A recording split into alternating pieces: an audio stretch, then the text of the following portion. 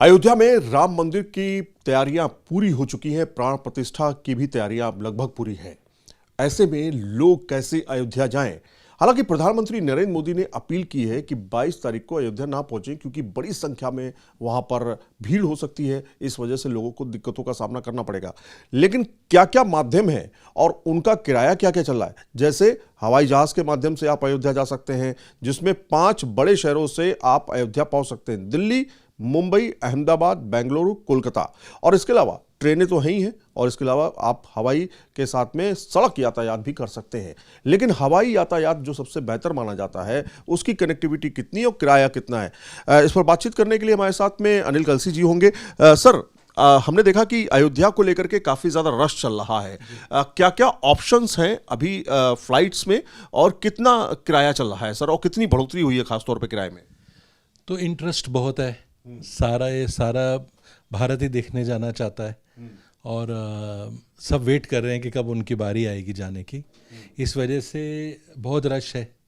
20 तारीख से जो नॉर्मल हमारा फेयर होना चाहिए अयोध्या का, सपोज दिल्ली अयोध्या का 4,500 रुपये का फेयर होता है, वो इस टाइम 15-15 हज़ार रुपये में टिकट मिल रही है।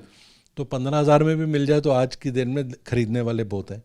22 को तो वो भी सीट अवेलेबल ही नहीं है, क्योंकि बहुत लोग जा रहे हैं। इनफैक्ट वीआईपी कई तो चार्टर कंपनियां भी सारी फुल हैं, क्योंकि जितने इंपॉर्टेंट लोग हैं वो सब इनवाइटेड हैं और सब जाएंगे। तो वो फ्लाइटें बिल्कुल फुल हैं। चार्टर पे भी इस टाइम जहाज़ नहीं मिल रहा। तो 15-20 हज़ार रुपये का रफली आप फेयर वन वे का लगा के चलिए इंपॉर्टेंट डेट्स पे। तो हम थोड़ा सा स्क्रीन के माध्यम से समझ भी लेते हैं कि हमने बाकायदा एक स्क्रीन ओपन की है आपके लिए, ताकि हम एक्चुअल फेयर आपको स्क्रीन में भी दिखा सकें। सर, क्या दिख रहा है स्क्रीन में? अगर हम 2 ही फ्लाइट्स हैं मेरे ख्याल से, एयर इंडिया और इंडिगो। हाँ, ये इंडिगो की फ़्लाइट की स्क्रीन है। दिल्ली अयोध्या की फ़्लाइट है 20 जनवरी को। 15,193 स्टार्टिंग फेयर है। तो 20th को ये है। और अगर आप 21st को देखते हैं तो इस पे अवेलेबल ही नहीं है। 21 को अवेलेबल नहीं है। हाँ, 22 को अगर देखते हैं, 22 को 7,500 रुपये में आ जाती है, क्योंकि 12:45 का डिपार्चर है। 2 बजे तक शायद प्रोग्राम ख़त्म हो जाए। लेकिन फिर भी प्रधानमंत्री ने भी कहा है, और इतना रश होगा, इतने लोग होंगे अयोध्या में, क्योंकि आसपास के लोगों की भी बहुत इच्छा होगी, अयोध्या वासियों की भी इच्छा होगी।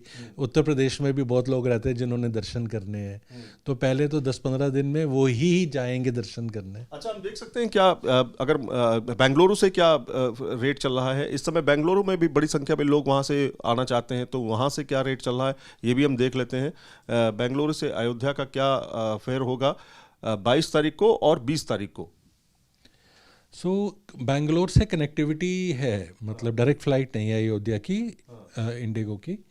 और वो फेयर जो दिखा रहा है वो 12,000 रुपये से शुरू हो रहा है फेयर। अच्छा, तो ये 22 तारीख का है। अगर सर 20 तारीख का देखें, 20 या 21 तारीख का अगर देखें, तो 1-2 दिन पहले अगर देखेंगे फेयर में, तो 22 उल्टा ज़्यादा है। 22,925 रुपये का अगर आप 20 को जाते हैं, क्योंकि वहाँ पर भी पहुँच के 20 को तो खैर दर्शन होंगे ही नहीं, 22 से ही शुरू होंगे।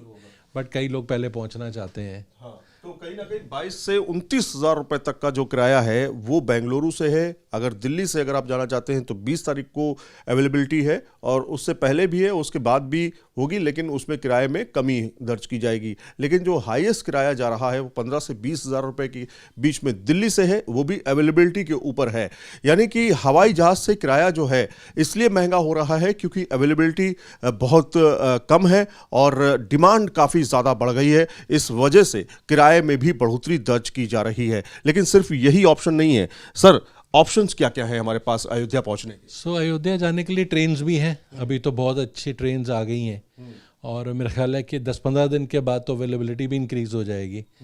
ठंड भी कम हो जाएगी नॉर्थ इंडिया में। मतलब आपको अकोमोडेशन भी चाहिए, आप जाओ उस एरिया में, तो 2-3 दिन आप अयोध्या में रहेंगे। फिर वाराणसी आसपास बहुत कुछ है, क्योंकि अब इतना काम हो रहा है इंडिया में, तो सब जो लोग जाके सब जगह देखना चाहते हैं।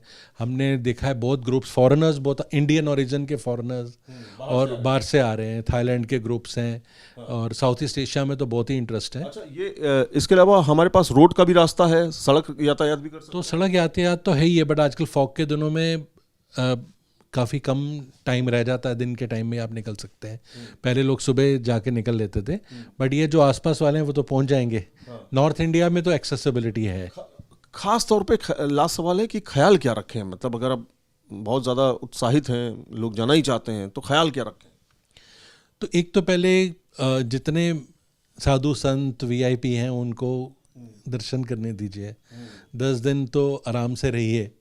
उसके बाद अयोध्या में अकोमोडेशन अपने हिसाब से देख के तब जाइए, क्योंकि आपको दर्शन के लिए कितना टाइम लगे ये समय ही बताएगा। बिल्कुल। तो कुल मिलाकर के बहुत सारे पॉइंट्स कलसी साहब ने बताए हैं। पहला ये कि रेट काफ़ी ज़्यादा हाई है उन दिनों में, और अगर आप जा भी रहे हैं और आपको एकोमोडेशन ना मिले तो आप रुकेंगे कहाँ, ठहरेंगे कहाँ, भीड़ बहुत ज़्यादा हो जाएगी। पीएम ने खुद आग्रह किया है कि 22 तारीख को ना आइए। ऐसे में क्या क्या ऑप्शंस हैं आपके लिए अगर आप फिर भी जाना चाहते हैं, वो हम आपको बताने की कोशिश कर रहे हैं। हवाई यातायात, रेल यातायात, सड़क यातायात।